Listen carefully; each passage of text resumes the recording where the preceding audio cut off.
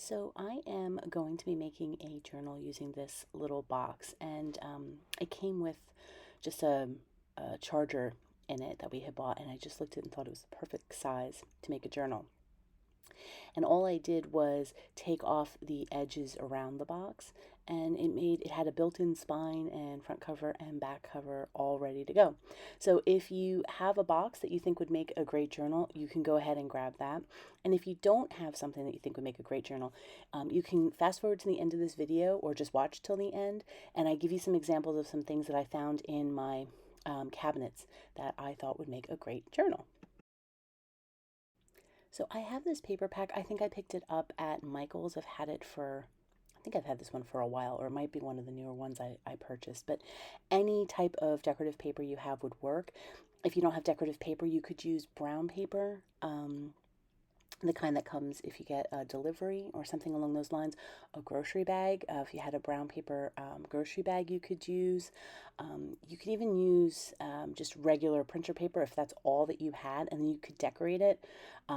Wrapping paper would work. So if you find something that you have in your house and you can use it to cover, you could use construction paper if you have that. It's such a small book that I wouldn't worry too much, I guess, depending on what you're planning on using the book for. But have a look around and see if you can't find something. So I picked out a piece of paper that I liked the look of, and I'm not a huge fan of measuring. I find that the more precise I personally try to be, the less accurate anything I make is. So so I'm just laying it out here on the paper, and then I'm just going to cut around it and leave what I think will look like an exact border. I'm not about precision or perfection in anything that I create. I try to make them look nice and be functional and sturdy to the purpose, but I'm not overly fastidious about things. So I'm just using some double-sided tape here, and I decided that I would cover up the label portion that you can see here. I didn't think it would go through the paper, and then this way it wasn't on the inside cover of one of my journals. Not that it would really matter, that's just how I made the decision. And so I'm using double-sided tape here. Now if you don't have double-sided tape, you can use any kind of strong adhesive, depending on the thickness of the paper that you're using.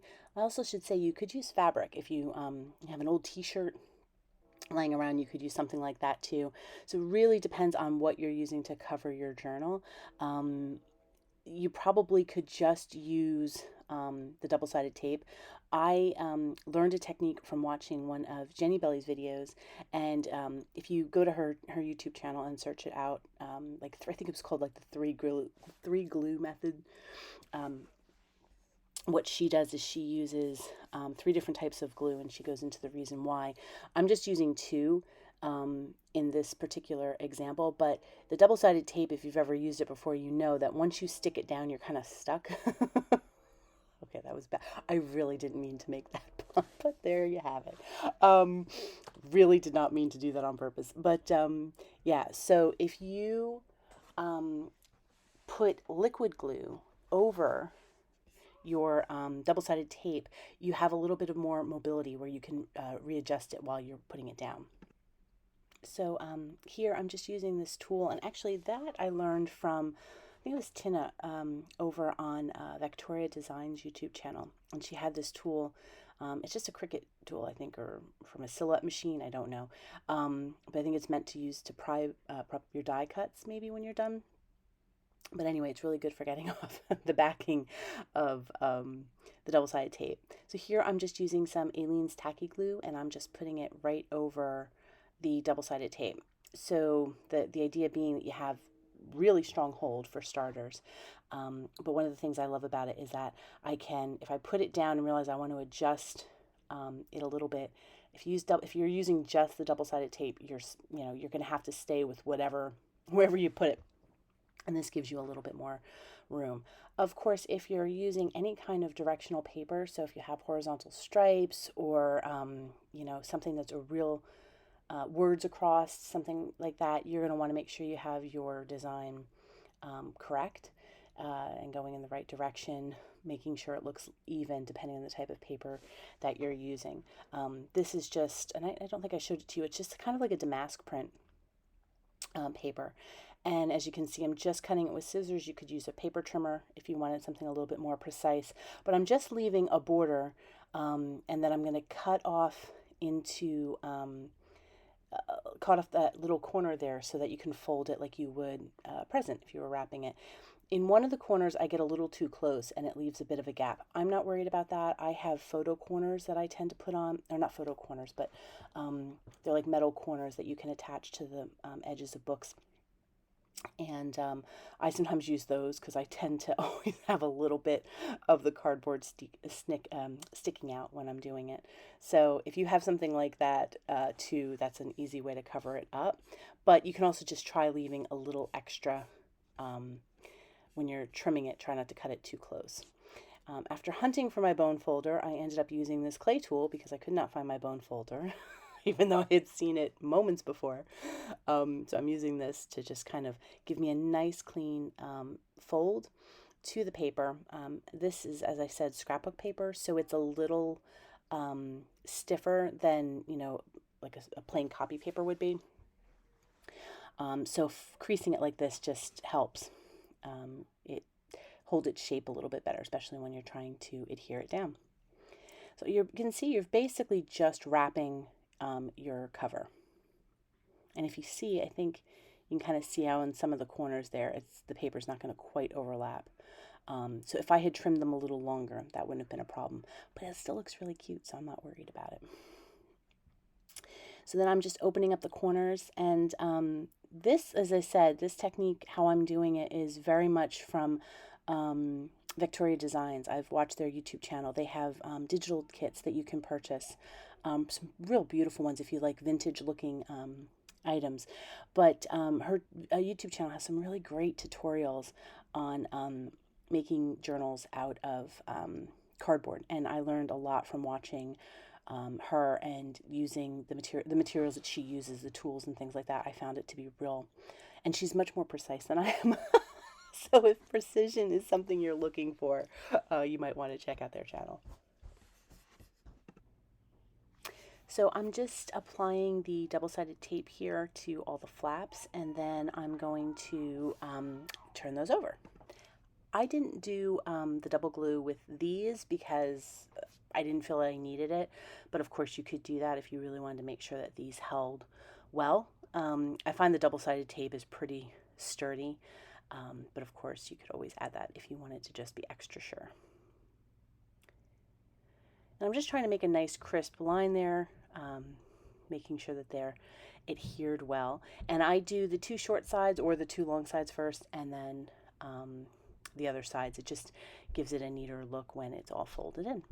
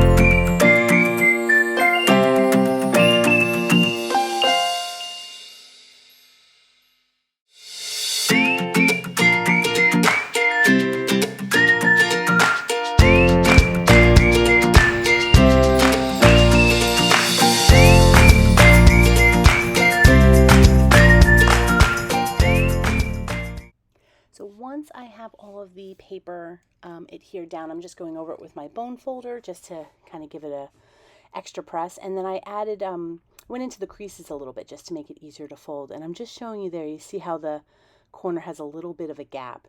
So just keep that in mind. Oh, that's my daughter deciding that I needed a checkup, so she's come over with her little doctor's kit. But yeah, so when you're cutting your papers, you just want to be a little bit mindful of that. So now is the part where I'm going to be, we want to decide the paper that we want to put inside. And I am using some pink dyed paper, and I think this is the one that I used the either Rit dye for, or I used Kool-Aid to color it pink. And I'm just kind of measuring. I measured the cover of my book, so this will be unique for everybody depending on what size journal that you're making. And I just measured the height of my papers and then how wide I wanted them to be. And I do a lot of trimming at the end, so if you're not totally precise, it's okay as long as you try to err on the longer side, so you can always trim them down if you needed to. So you can see here I'm just kind of folding it in half to decide the width of it, and then I'm going to be making my signatures. I end up doing 7 pages in 3 signatures, which worked out well for my book. It's going to depend on how wide your spine is, how many you want to make. And a signature is just a group of pages that you're then going to sew into your book. So just kind of figure out what kind of paper you want to use. I love the colored paper. Well, one, I love pink, and I love the colored paper or paper that's been treated, like dyed, just because I love the crinkle and I love writing on them and the texture and working with them. So that's why I love, and I find white paper very stark, and I don't like to make journals with it. So you can use any kind of paper you want, though. If you like just a plain white paper, you can absolutely use that. Copy paper would work fine, because this is just copy paper that I don't remember if this is I had done 2 batches, a small batch of paper that I used some of the Rit dye, and then after I had bought that and used that, I thought I wanted to find something that was maybe a little bit better, less chemically maybe. I mean, I don't really know what's in the Rit dye, but I ended up using Kool-Aid for a batch, and they came out fantastic, and they smelled pretty good. And there's lots of colors you can do. I have a purple one, and it's very inexpensive, so you can get that. And then I didn't do anything fancy. If you'd like me to do a little tutorial on how I did them, I can, but I didn't do anything fancy. I just basically made the Kool-Aid according to the instructions, leaving out obviously the sugar. So I basically just added hot water to the powder until I got the color that I wanted. And then just added some cool water, and then you can make as much as you want. So yeah, I did pink. I have orange made up that I was going to do some orange papers for my son. Orange is his favorite color. So I was going to do that.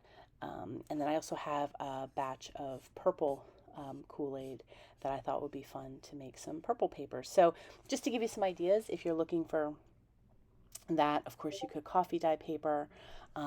People do tea dyeing of paper. So there's plenty of different things that you can make or do. I've also colored paper using spray inks. So if you have any of those, you could use that and give that a try. Yeah, so just keep in mind, though, if you're going to use certain materials, what you're planning on using the paper for. So obviously if you use, say, like a liquid watercolor to color paper, it's going to react to water again if you should get it wet, I would imagine. So if you're planning on using wet media in the journal that you're making, you wouldn't want to use that. But you can just keep it simple for this. This is just going to be a writing book, or maybe some collage that I'm thinking about doing on it. And that's all you have to worry about. One of the cool things is my my cutting tool, my paper trimmer there, needs a new blade. But it actually gives kind of a cool ragged look to the paper, so it makes it look a little older, I thought. So if you have any older blades and you like that look, that's a little trick on how you can get that. So once you've trimmed all of your paper to the size that'll fit in your book and you've folded them in half, what you want to do is you want to group them. So however many pages you want to put in each signature. As I said, this is 7 pages per signature. So I'm doing 3 signatures, and each signature has 7 pages. And then what I'm doing is I checked them inside my book and realized that some of the edges were hanging over. So an easy way to trim, and that you're going to have this regardless of how carefully you measure, because as you're putting them, folding them in half and putting them inside each other, you're going to have a little bit of overhang. So I'm just using this little cutting board I have and a metal ruler, and then you want to have some sort of X-Acto knife. And you see how it's hanging out a little bit, so I'm just going to eyeball it and decide to trim it down a little bit more. And just keep trimming until you get it the right size. The key to doing this is just slow, even pressure. You're not trying to get through all the pages at once. You just keep going over carefully and making sure that you're going to cut through all the layers one at a time. And if you have a cutting mat, with these kinds of grids, it makes it a little bit easier to try to keep everything straight, but I don't worry too much about that myself. As long as it's not really noticeable, for me, I'm fine with it. So, yeah, and then you have some little cut off edges, and you want to continue doing that with all of your signatures. So now that I have my 3 signatures all ready to go, I'm going to make a template for poking the holes and everything that I'm going to do to sew it into the book. This doesn't work exactly, but this is just kind of my thought process and action here. So you might want to watch it through first and then kind of come up with your own best way to do this. I took a piece of my scrap paper, which is the same height as my signatures. I fold it in half, and then I unfolded it, and then I'm folding one side in to meet that first crease, unfolding it, turning it around, and I'm folding the other side in to meet that initial crease. And what that does is that gives you kind of 3 lines for your 3 signatures. Now, if I had measured my spine and cut the paper, this would have worked better, which I didn't do. I was kind of a little, I was doing multiple things and I got a little lost. But this is still the basic premise here, and you'll see how it works out. Then you fold it in half again from top to bottom. Fold the top in to meet that middle crease, and then fold the bottom up to meet that middle crease. And what it'll do is it gives you all these intersecting points, which hopefully you'll be able to see. I'm going to mark them with a pencil. And those intersecting points are where you can put your signatures. Now, if I had measured this to the spine, it would have been more accurate, and that would have given me the exact spacing to do my signatures. Again, if you check out Victoria Designs, they go in a little bit more detail on how this is her technique that I learned, or well, at least it's where I learned how to do it. And it'll walk you through, maybe, I think she goes through like how to measure your spine if you want something a little bit more precise. But I think you'll get the idea just from watching this. And basically what I end up doing is I just use the middle as my guide for poking the holes into each of my signatures. So it's really a pretty straightforward thing you'll see as I go through.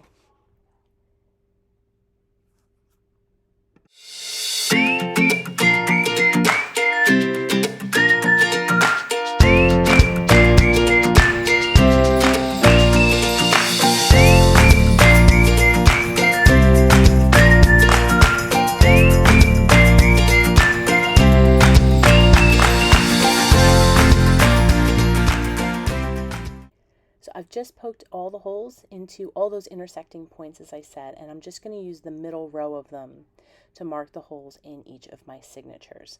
One thing I will say, and I always forget this until I'm going to sew them in, is you want to keep note of the top and the bottoms, because when you're poking the holes through, there is slight variation somehow, and if you know which is your top and which is the bottom, all of your signatures will line up evenly in the same. Otherwise, sometimes you can have one where it looks like it's a little taller, a little longer than the other one. So you want to poke 3 holes in each of your signatures. And now what I'm doing is I'm making the piece that is going to attach to the book that's going to have all my signatures sewn into it. And again, I'm kind of eyeballing it. This is just a plain piece of white paper. In hindsight, I probably should have used something that either blended better with the paper, like another piece of that exact cover piece would have blended nicely, because the white stands out a little bit. In the end, I liked how it looked, but I probably wouldn't have done that that way. So just keep that in mind when you're deciding the paper that you want to sew your signatures in. And what I'm doing is I'm just kind of, sort of, putting in the center my template that I use to punch the holes in all of my signatures. And then I'm going to line this up so it's straight-ish on my board. And then I just line up the ruler, and for me, I just went 1/4 of an inch from each side of the dot. You can kind of see whatever works best for you, how you like your signatures, but this worked fine. If you've made journals before, this should all make a little bit sense. If you've never made a journal before, this might seem crazy and you have no idea what's going on. And you're trying to figure out exactly what it is that you're supposed to be making. But I assure you, it is not a complicated process. So if you have any questions, please don't hesitate to put them in the comments below, or you can reach out to me with the contact form on my blog, and I'd be happy to help you and answer any questions.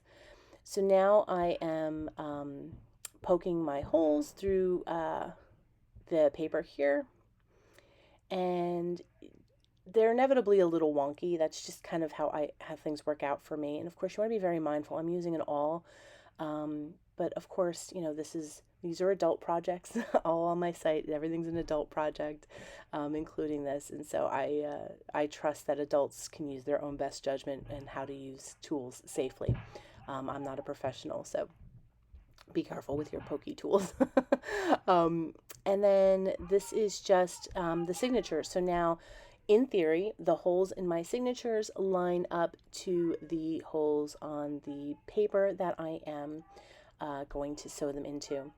And I'm doing about 3 times the length of my, the height rather, of the journal pages, the signatures. It's actually way too much. You probably could do 2, but check it out for yourself depending on what you're using. And then I have a wide-eyed needle, which it's a flat needle, so it's meant for bookbinding. I picked up a bookbinding kit off of Amazon. They're fairly inexpensive. So if that's something you think you might be doing a lot of, you might want to invest in.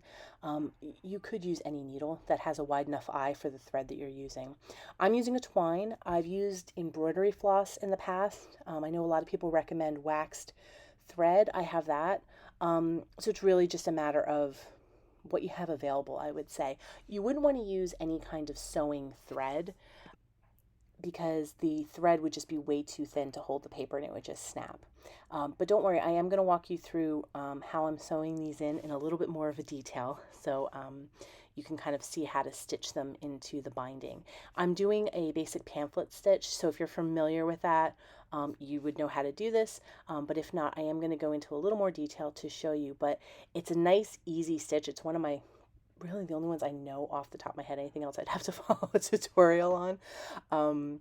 But it works well, especially because we have some small, these are small pages that we're putting together. It's a nice stitch just for putting these pages together.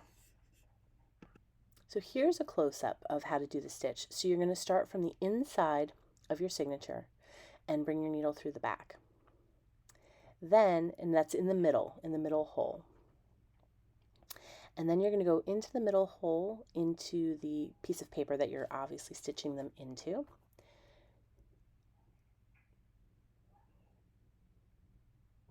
Then you want to go back through into the top hole from the back of the card that you're using.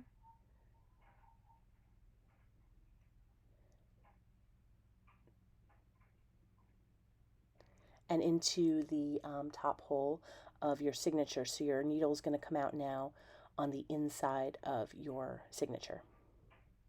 Sometimes it's a little fiddly just to get all the pages to line up. You could have them clipped together, and that might make it a little bit easier for you, just to kind of put them all through. But my fingers weren't working very well at this time, but it's not a hard thing to do. And then you pull it through. So now you have the tail sitting in the middle, and you've come out through the top. Now you're going to go back through the hole in the bottom, going from the inside of your signature through to the back of the card. And you want to pull that all the way through. You don't have to worry about making it too tight yet, but now you're going to go in through the middle in the back there, and you're going to come back in through that hole, the middle hole that you've already gone through once, that you started out in, and you're going to want it to come through on the other side of the string here. So you have your tail on one side, and then you have the new string that's coming through on the other side, and then you're going to tie it off into a knot, and that's it. So yeah, you will see obviously the thread on the inside of your signature, so you might want to pick something that's pretty, or that you like the look of. I thought this twine looked really nice. It's a purpley type twine. I actually got it from Stampington Company. I was ordering some magazines, and I needed a few more dollars to get free shipping, and it made sense to add something on. So I got some twine that they had, and it's very pretty. It's a nice big roll of it, and I think it'll hold these kinds of papers, perfectly into the journal. So now you should have, I've kind of jumped ahead here, but I have all three of my signatures sewn to my piece of card. Okay, and now you can trim those nice and short, however you want to do that. But you can kind of see the ragged edges that my dull paper trimmer blade gave. So now I'm just figuring out how to centralize them into my spine. So I'm kind of folding the back cover up and the front cover up just to make little creases so I can kind of see the best way to put them in here to the journal.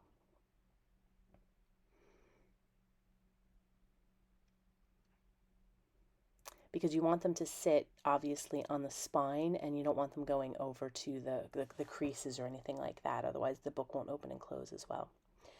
And then I'm just going to use some double-sided tape here, and I just go across the whole area that I'm going to be that the white card is going to cover.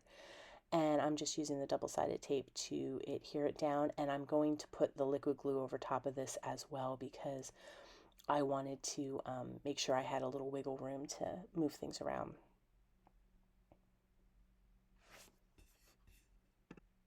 So once I've taken off all the backing of the double-sided tape, I applied the Aleene's tacky glue again over that area. And I didn't go too wide. I just went over the creases to make sure that it would hold it, and then I can go back in and add some more adhesive as I need. But I'm just centering my signatures in the middle. My daughter's handing me one of her toys. Actually, I remember now, she was playing and they were going down a slide, so they kept ending up in the shot, so you might see a few more of them. But so now I'm just going into opening up the signatures and just pressing them down a little bit to make sure they stick to the back of the cover there a little bit.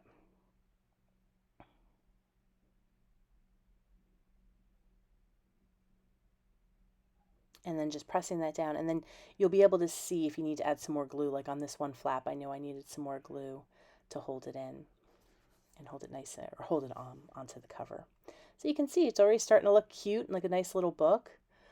And then what we're going to do is we're going to do some inside pages. So I'm playing around here trying to figure out which page I'm going to use, what kind of paper I want to have on the inside cover. And then you could decide whatever you want to use on the inside for the book covers. As you see here, I have some extra paper that's up, so I'm going to add a little more tape and adhere that down. So I've decided to use the same paper that I use as the cover for the inside pages, or for the inside covers rather. And I've just cut it down to size. Again, I measured it, kind of eyeballing it like I did before. And you can see how the white there is sticking up over top.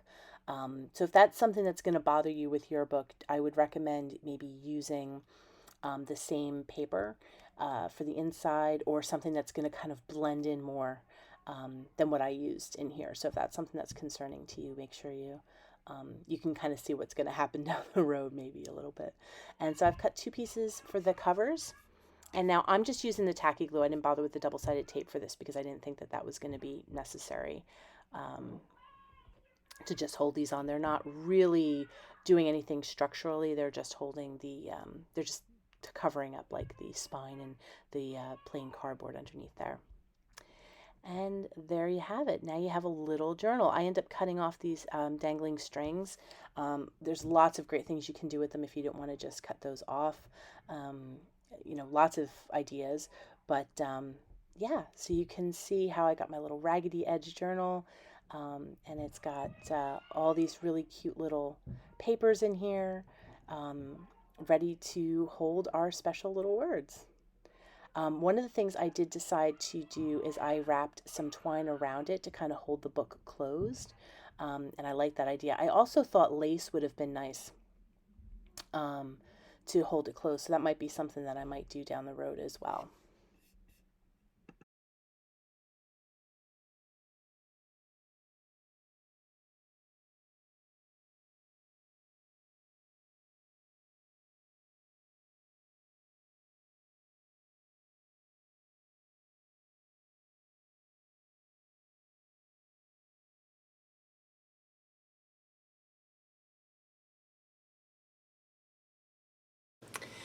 So before I finish up the video, I wanted to give you some ideas about different types of cardboard boxes that you could use. Obviously the one that I used to make this journal, you may not have gotten this exact packaging. This came with, I think it was a USB charger that we had ordered. And it just happened to be this exact shape, so I didn't have to cut it or anything like that. Now obviously there are ways to make books just using cardboard, and you could cut it to the size that you want, and maybe I'll do a video on that too, but honestly there's tons on YouTube, so if you wanted to look them up you can. But if you'd like to see me do a video on making cardboard journals using scraps of paper, like if you don't have an exact box the size of what you want to make your journal, comment below. I'd be happy to make something like that for you. But I went into my cabin. This morning I was thinking out loud, or in bed this morning really, about like, oh, I bet I could come up with some ideas in case you don't have that exact box. So I just looked in my cupboard, I don't know why I use that, pantry. I use my pantry. I don't use the word cupboard. I don't know where that came from. But for example, this box. Now I look at these and I see an instant journal because I like the size. It even still has the seasoning in it. But if you were to take this box apart, and if you look inside, you can see where the flaps, I don't know if you're going to be able to see that, but if you see over here where the flap comes out, you can just kind of pull that off. If you have a box and you look at it, you'll see what I'm talking about. And you can just open that up and then open up the bottom, and now you lie the box flat, right? And then you can cut off all these ragged pieces on the end, but then if you see, you have a journal. You could even keep this and glue it in and make a tuck spot in the back. I mean, there's a lot of stuff you can do. But simply put, you just cut off these extra bits here and you'd have another journal to make. So I'll be using that box for one. And again, here's another one. This is just a box of bandages that I have. And this would make a nice chunky kind of journal that you could do. And I think something this size would be really nice, where you could see the signatures where you sew them through the box itself. Again, if you would like me to do something on how to make those, just comment below. I'd be happy to do that. This I thought was a cool size. And you see how this would be your spine, and you got your cover and your back, and you don't really have to do anything. No, as little measuring as possible, I always feel like is nice. And then something that I felt like was a little closer to the size of the journal I made. This is just like a Jello pack, and you could make a journal out of this the same way. Here's your spine, front cover, back cover. So I hope that gives you some ideas. Take a look in your cabinet and your recycling. If you don't, have a lot of packaged goods like this in your cabinet, if you don't buy those, you could always ask people who do, and maybe they could save some for you. Or, as I said, you can, of course, make a journal just using bits of cardboard and cutting them down to size. So I hope that's helpful. Thanks so much for watching. Take care.